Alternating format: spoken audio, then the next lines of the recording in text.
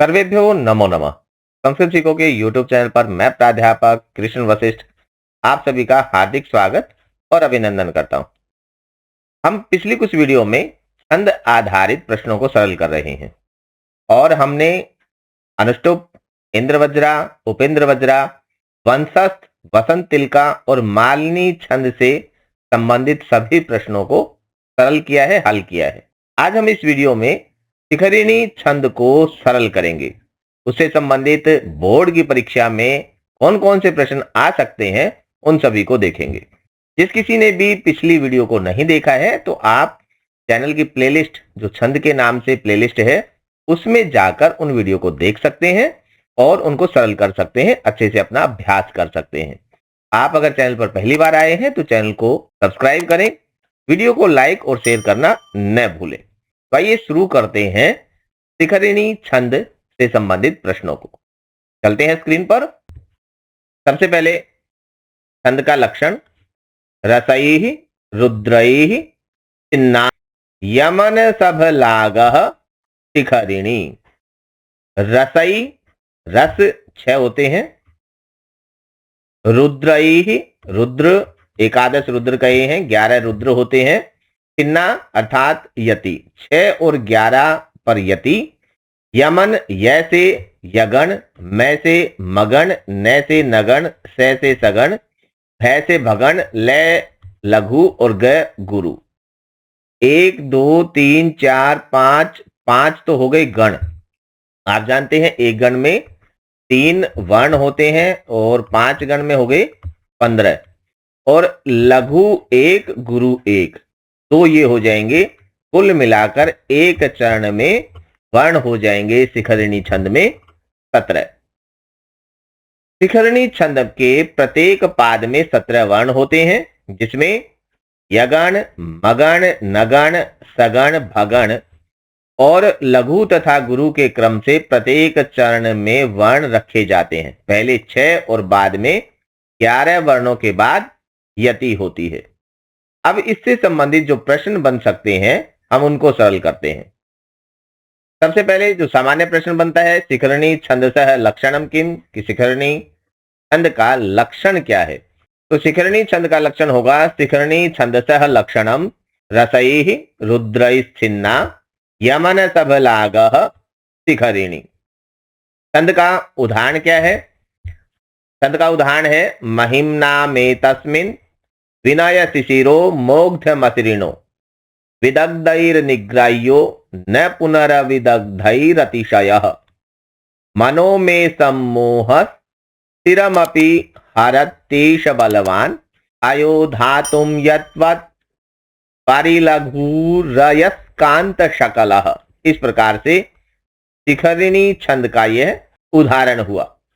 अब देखते हैं कि इस छंद में कितने वर्ण होते हैं। शिखरिणी छंदसि कति वर्णाः भवन्ति। तो शिखरिणी छंद में अष्टषष्ठी वर्णा भवन्ति। क्यों? क्योंकि एक चरण में 17 वर्ण होंगे, टोटल 4 चरण, तो 17 चौके 68, 68, तो अष्टषष्ठी वर्णाः भवन्ति।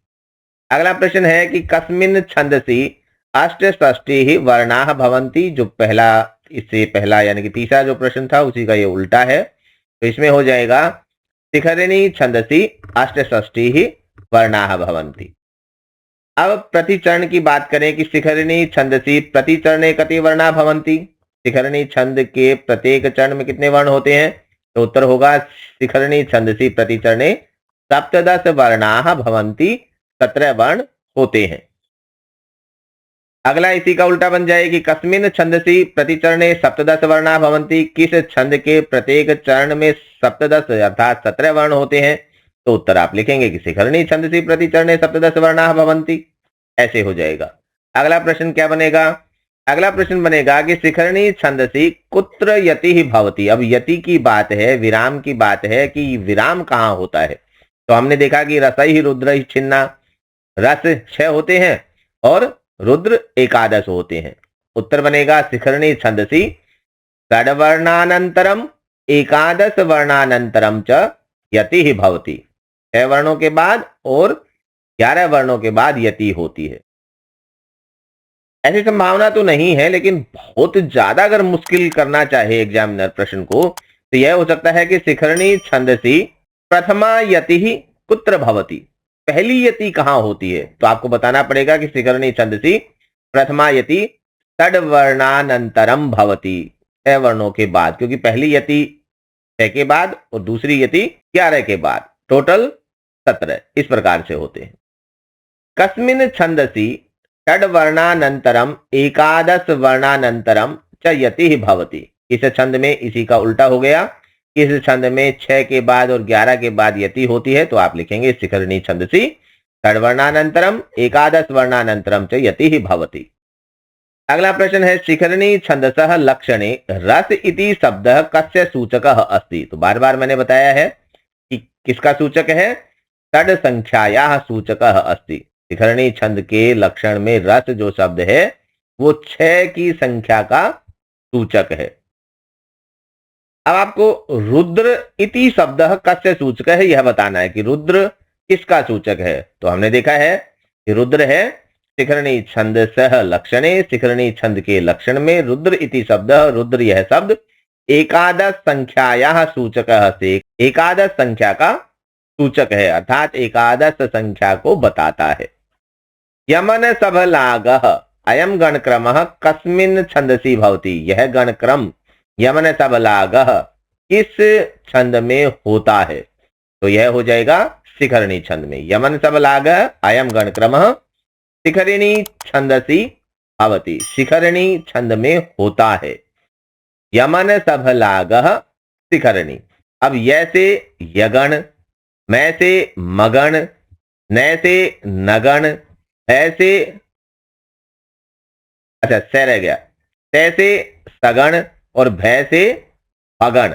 अगर इनको गणक्रम के हिसाब से अलग अलग लिख के दे दें, ये तो हो गया छंद का एक भाग, लेकिन इनको अगर गणों के रूप में लिखकर आपसे पूछ ले तो भी आप देखेंगे कि यह गणक्रम किस छंद का होता है, यह बताना है आपको। तो उत्तर हो जाएगा यह गणक्रम अयम गणक्रमः शिखरणी छंदसी भवति, शिखरणी छंद में होता है।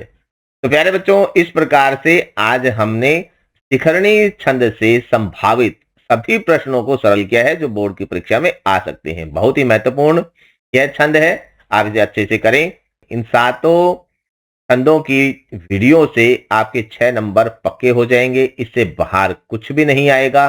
तो आप अच्छे से अभ्यास करें, अच्छे से पेपर दें और अच्छे अंक लेकर आएं। अगर वीडियो आपके लिए उपयोगी है तो आप इसे लाइक करें, अपने मित्रों के साथ शेयर करें और चैनल को सब्सक्राइब करना न भूलें। बेल आइकन भी दबाएं ताकि सबसे पहले आपको नोटिफिकेशन मिल जाए। मिलते हैं अगले किसी महत्वपूर्ण वीडियो के साथ, तब तक के लिए नमस्कार।